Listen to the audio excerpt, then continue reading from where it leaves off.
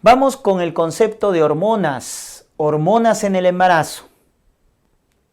Si hacemos un cuadro, ¿no es cierto? Y ahí ponemos acá las semanas del embarazo, ¿no? Vamos a ver que en las primeras semanas del embarazo, la hormona que va a alcanzar un pico de secreción alto, a las 8, 10 semanas, miren, alcanza su pico máximo de secreción, o sea, en el primer trimestre, 8, 10 semanas, es la famosa HCG, la gonadotropina coriónica humana. Esta hormona, recuerden que tiene dos subunidades, la alfa y la beta. La alfa tiene homología bioquímica, doctores. En cambio, la beta es la específica. Con la beta vas a hacer diagnóstico del embarazo, porque es la subunidad específica. En cambio, la subunidad alfa es compartida con estas hormonas, TSH, la hormona estimulante tiroides, LH y FSH. Entonces, estas hormonas, TSH, LH, FSH y la HCG, comparten la subunidad alfa. Hay homología bioquímica. En cambio, la específica es la subunidad beta, con la cual haces diagnóstico precoz del embarazo. Diagnóstico precoz del embarazo. Por eso dosas para descartar embarazo, un probable embarazo, dosas beta-HCG. Recuerda que la HCG es producida por el sincitio trofoblasto en la implantación. ¿Te acuerdas? En la implantación del blastocisto se empieza a formar el sincitio trofoblasto y esta estructura es la que produce el HCG. Y normalmente duplica su valor cada 48 horas. Ese concepto deben recordar. Cada 48 horas el valor del HCG se duplica hasta que llega a su pico máximo, como están viendo, entre las 8 a 10 semanas. Llega o alcanza su pico máximo. ¿Qué les pueden preguntar de acá? ¿Desde cuándo puedo dosar beta-HCG para hacer diagnóstico precoz del embarazo? Entonces, para hacer diagnóstico precoz del embarazo, entonces podemos dosar de la siguiente manera la beta-HCG. Con respecto a la ovulación, 8 o 9 días posovulación, puedo dosar beta-HCG. Con respecto a la fecundación, 6 a 7 días posterior a la fecundación, puedo dosar beta-HCG para el diagnóstico precoz del embarazo. Y si es con respecto a la fecha de última regla, la beta-HCG se dosa a las 3 semanas en sangre o a las 5 semanas en orina. Entonces, ¿en qué momento doso beta-HCG? Depende de cuál es tu punto de partida. Si es con respecto a la ovulación, a los 8 o 9 días. Si es con respecto a la fecundación, 6 a 7 días. Si es con respecto a la fecha de última regla, a las 3 semanas en sangre o a las 5 semanas en orina. ¿Estamos? Si es con respecto a la implantación, ¿te acuerdas? 24 horas. Se implanta y a las 24 horas ya está produciendo HCG. Entonces todo depende de qué momento te estén preguntando para dosar la beta-HCG. ¿Y cuál es la función de esta hormona? La función se llama luteotrófica. ¿Qué quiere decir? Que mantiene funcional al cuerpo lúteo las primeras semanas del embarazo para producir progesterona. Porque normalmente cuando una mujer, recuerden, no queda embarazada, el cuerpo lúteo involuciona. Pero cuando la mujer queda embarazada, el cuerpo lúteo se mantiene funcional las primeras semanas para producir progesterona, que es la hormona más importante del embarazo. Entonces, ¿quién mantiene funcional al cuerpo lúteo para producir progesterona en las primeras semanas? La HCG. Eso se llama función luteotrófica. Pero definitivamente, doctores, la hormona más importante del embarazo es la progesterona. Esta es la hormona más importante del embarazo. Su nombre te define. Promover. Gesterona, gestación. Promueve el embarazo, promueve la gestación. Entonces, sin progesterona no hay embarazo. Es la hormona más importante. ¿Estamos? Ya está. ¿Y por qué? Recordemos de un momento previo la producción. Ojo, antes de las 12 semanas, la progesterona es producida por el cuerpo lúteo. Ya sabes que el cuerpo lúteo se mantiene funcional por la HCG. Pero pasadas las 12 semanas del embarazo, ya la progesterona es producida por la placenta. Por la placenta. Entonces acuérdate esa diferencia, ¿ya?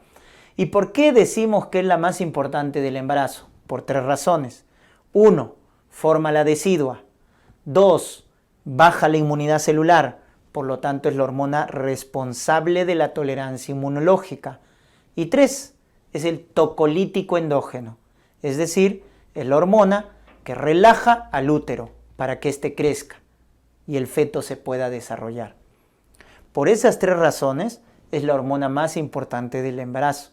Te vuelvo a repetir, forma la decidua, o sea el endometrio secretor, para que el blastocisto se implante. Baja la inmunidad celular para evitar el rechazo del nuevo ser, o sea que la progesterona es la responsable de la tolerancia inmunológica. En el embarazo, entonces, recuérdate que baja la inmunidad celular para evitar el rechazo y, ojo, aumenta la inmunidad humoral. Ese cambio hay en el embarazo. Baja la inmunidad celular y aumenta la humoral. Entonces, cuando te pregunten la hormona responsable de la tolerancia inmunológica en la gestación, es la progesterona. Y la tercera función, relaja el músculo liso del útero, relaja el miometrio, por lo cual se dice que es el tocolítico endógeno. Tocolítico endógeno.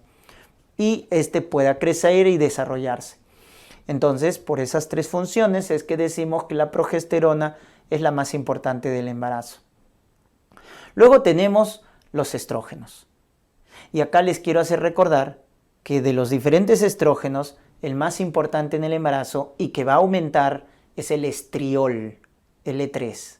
En cambio, el que cae es el estrógeno tipo 2, el llamado estradiol. Entonces, mire, esos cambios estrogénicos se ven en el embarazo. Aumenta el estriol y disminuye el estradiol. Acuérdate de ese cambio estrogénico. Y este cambio estrogénico te va a poder responder el hecho de que el embarazo es un reposo estrogénico. Porque si tú te acuerdas, ¿quién de estos tiene más actividad? Recuerden que si comparamos actividad estrogénica, potencia, si quieres llamarlo, el E2 es más potente que el E3, funcionalmente hablando. Entonces, como en el embarazo aumenta el menos potente y baja el más potente, se dice que el embarazo es un reposo estrogénico. Por eso el embarazo es un factor protector para neoplasias ginecológicas estrógeno dependientes. Mama, endometrio. Cuando una mujer queda embarazada, es factor protector para cáncer de mama y cáncer de endometrio, ¿no? Por eso las monjitas, pues, ¿no? Las que no tienen hijos, son las que básicamente tienen más riesgo de estas neoplasias estrógeno dependientes, ¿no? Muy bien. Cuando te pregunten cuál es la hormona de la hipófisis que se produce en mayor cantidad en el embarazo, la respuesta es prolactina. La prolactina es la hormona hipofisiaria que más aumenta en el embarazo. Hasta la lactancia, ¿no? Recuerden que hay un estado de hiperprolactinemia fisiológica. Muy bien. Y también recordemos que tenemos al lactógeno placentario. Este lactógeno placentario es una hormona muy interesante, porque es una hormona que aumenta en el segundo o tercer trimestre, ¿correcto? Empieza a aumentar a partir del segundo trimestre y tiene su pico en el tercer trimestre. Y es la hormona que promueve el paso de la glucosa. ¿De dónde? De la madre hacia los capilares fetales. ¿Te acuerdas su mecanismo de transporte? Difusión facilitada, ¿verdad? Muy bien. Entonces, ¿quién promueve el paso de glucosa de la madre hacia el feto? El lactógeno placentario. ¿Ya? Promueve el paso de glucosa de la madre hacia el feto. Para ello, ¿qué tiene que hacer el lactógeno placentario? Inducir una insulinoresistencia.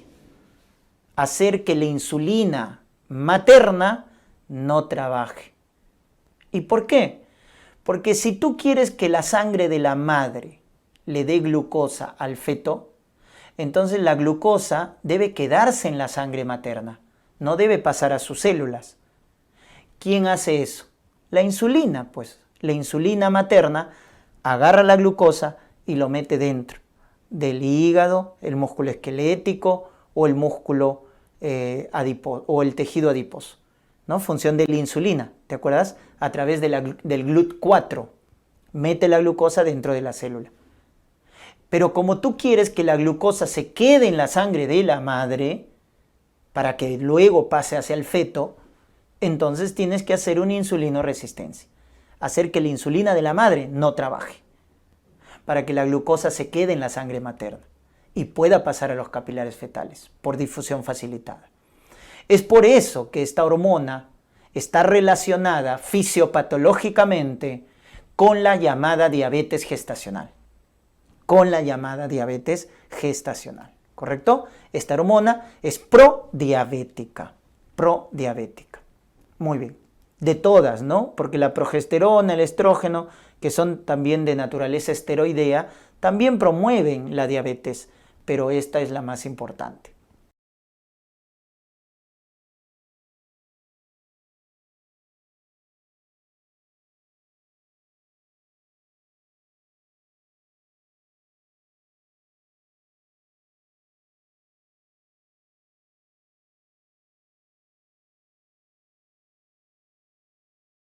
Vayamos con los cambios fisiológicos en el embarazo, lo cual es muy preguntado en los exámenes.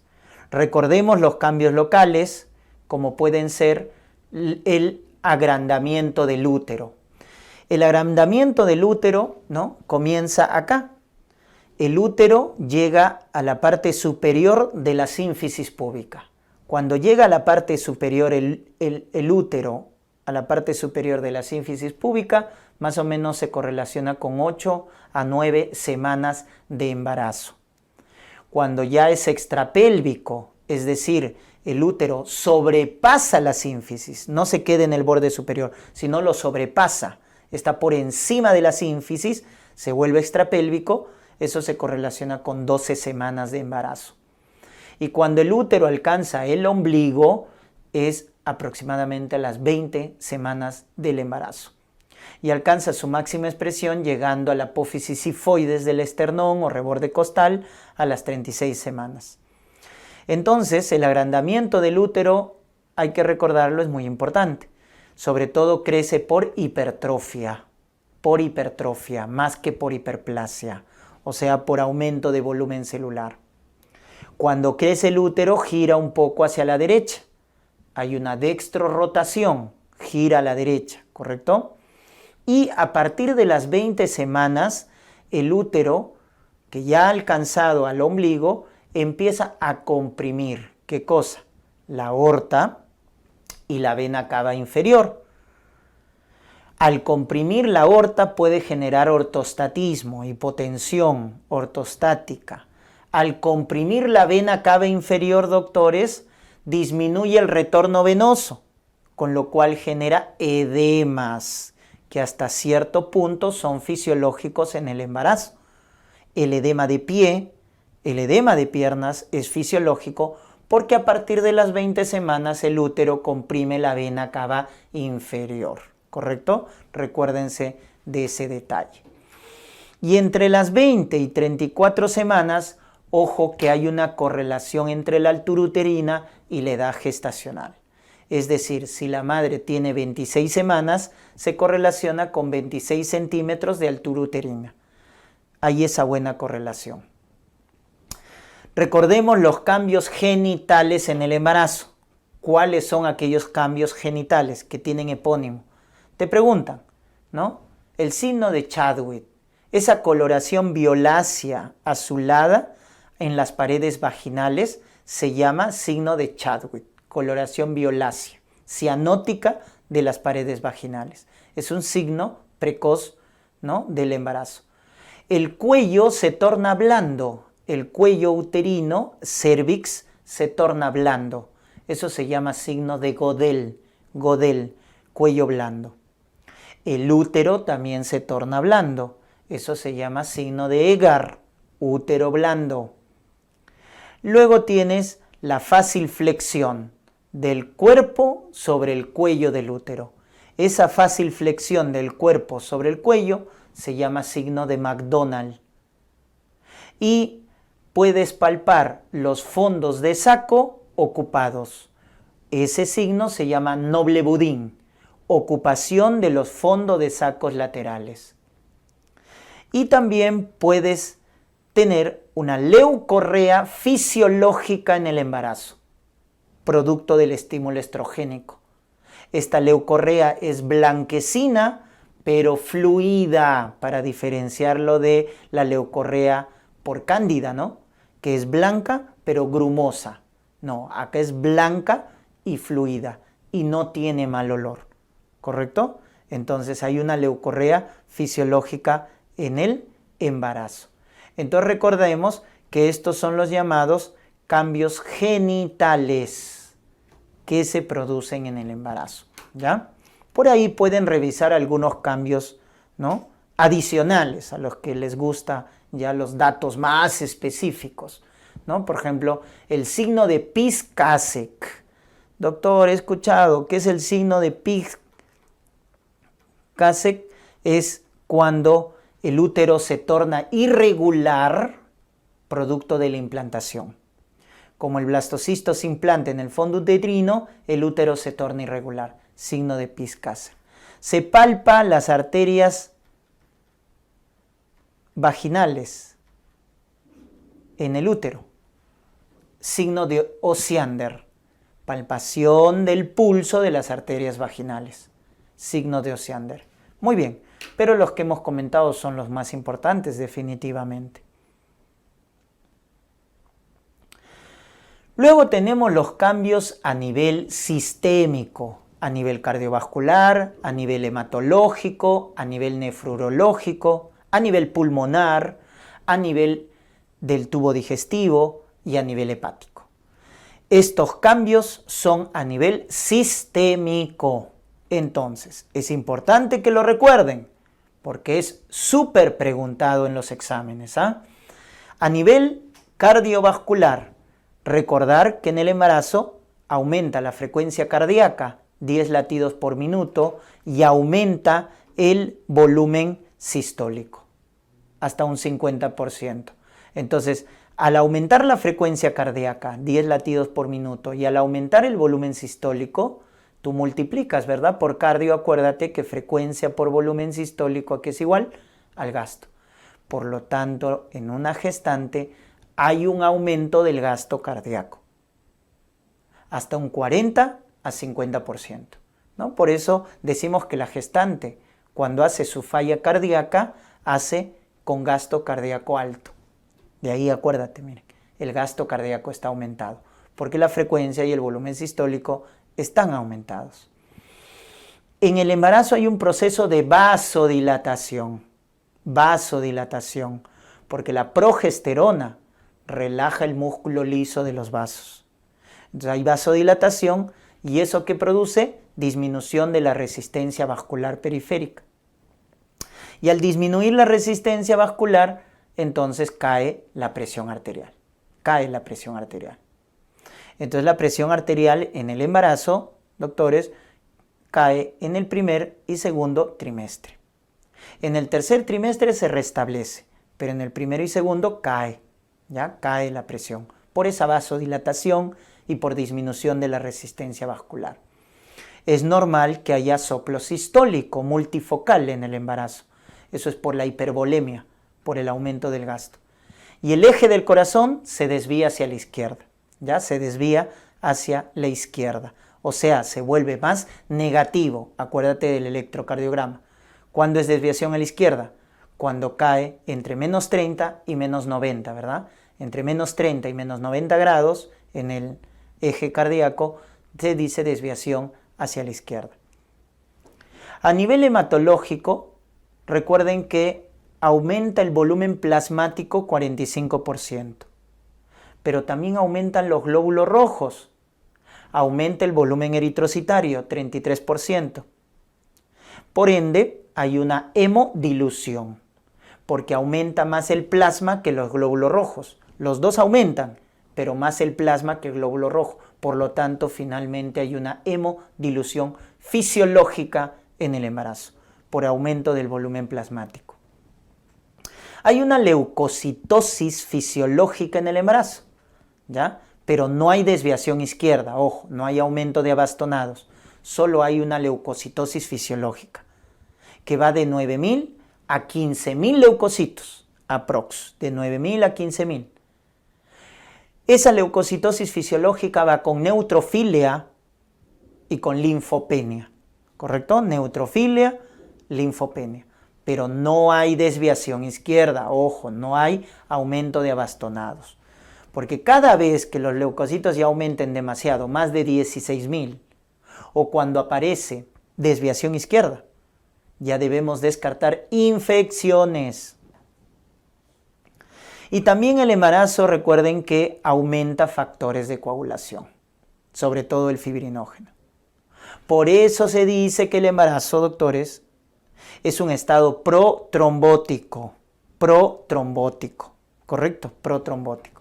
Hay aumento del riesgo de trombosis venosa profunda y de tromboembolismo pulmonar. Y en la infección por coronavirus también aumenta el riesgo trombótico. A nivel renal debemos recordar que aumenta el tamaño del riñón 1 centímetro. Y al aumentar el gasto cardíaco, aumenta el flujo sanguíneo renal. Eso aumenta el flujo plasmático renal y por ende aumenta la tasa de filtración glomerular. Si al riñón le llega más sangre, el riñón empieza a depurar más rápido la sangre. Entonces, a limpiar. Entonces, el riñón en una gestante es como la del diabético, ¿no? En su nefropatía incipiente. Hay una hiperfiltración glomerular. Y producto de ello, como el riñón de la gestante está limpiando más la sangre materna, a nivel sérico cae la creatinina, la urea y el ácido úrico. Los productos nitrogenados se eliminan más de la sangre. Por lo tanto, a nivel sérico, acuérdate, la creatinina, la urea, el ácido úrico, a nivel sérico, es decir, a nivel de la sangre materna, disminuyen por la hiperfiltración. Otro detalle importante es que en la gestante hay dilatación del uréter y de la pelvis, ¿correcto? Del uréter y de la pelvis, porque la progesterona relaja el músculo liso de estas estructuras viscerales. Y eso genera éstasis urinaria. Asociado al reflujo vesicureteral, recuerden que en la gestante hay más riesgo de infección urinaria. Ojo, no aumenta la prevalencia, sino que hay más riesgo por estos cambios fisiológicos, hay más riesgo de infección urinaria. A nivel de los pulmones, recuerden que la gestante tiene una hiperventilación, porque la progesterona estimula al bulbo raquídeo y el bulbo raquídeo empieza a hiperventilar o manda la acción, ¿no?, para que los pulmones generen hiperventilación. Esa hiperventilación hace caer al CO2 y como es inversamente proporcional, aumenta el pH. Entonces, doctores, hay una alcalosis respiratoria que se compensa ¿con qué? Miren, ahí está, se compensa con esto, con una excreción urinaria de bicarbonato. Entonces, cuando te pregunten cómo se compensa esa alcalosis respiratoria producto de la hiperventilación, con la excreción urinaria de bicarbonato. Con eso se llega a compensar. Recordemos que el diafragma se eleva hasta 4 centímetros en la gestante, se eleva hasta 4 centímetros. Eso hace en la gestante que aumente, ojo, el volumen tidal, pero disminuya el volumen residual. El volumen tidal aumenta por la hiperventilación, porque recuerden que el volumen tidal o volumen corriente, por neumología, es el volumen que entra y sale de los pulmones, ¿no? Que normalmente es 500 mililitros, pero que en una gestante aumenta, ¿correcto?